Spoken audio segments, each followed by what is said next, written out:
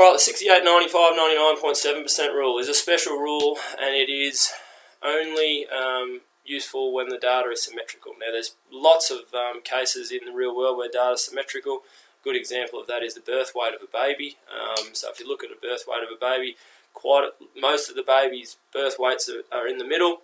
There are a few that are really heavy, there are a few that are really light, but in general it's this sort of shape, with most of the birth weights being in the middle, a few really light ones, a few really heavy ones. Now, when the data is symmetrical, there's this special rule that applies to it. And I'll explain now why it's called the 68, 95, 99.7% rule. So if we have our mean score in the middle, and we add a standard deviation, and we take a standard deviation, so between here and here, 68% of the data will always lie in that range when the data is symmetrical. Okay?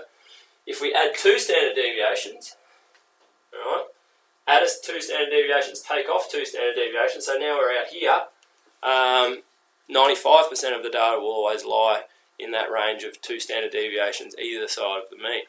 And if we add three standard deviations and take off three standard deviations, we're going to end up with 99.7% of the data will lie in that range when the data is symmetrical.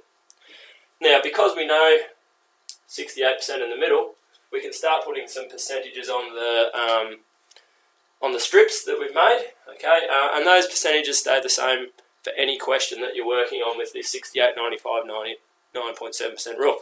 So it's always going to be 34%, 34%, because remember there's 68% in the middle, and then our other numbers are 13.5, 2.35, and 0.15. So all up, that adds up, all those numbers add up to 100%. Okay? Practical example, imagine I had a mean of 100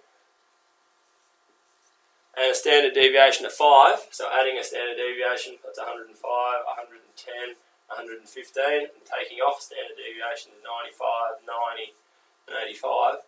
If I got a question that said something like, what percentage of scores were between 90 and 105, well, here's 90, and here's 105, all I would have to do is add these three strips, which would be 34 plus 34 plus 13.5, and that would give me the answer for what percentage of scores lie between 90 and 105.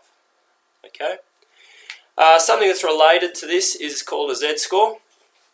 Now, a Z-score is our actual score, so whatever we get, take away the mean score divided by the standard deviation. Okay. Now, if I had a Z-score of 0, what that actually means is I've got a score that's equal to the mean. If I had a Z-score of 1, okay, it means I'm one standard deviation above the mean. If I had a Z-score of -2, that means I'm 2 standard deviations below the mean. If I had a Z-score of, for example, 1.5, I'm 1.5 standard deviations better than the mean, so I'm here somewhere, okay, and so on.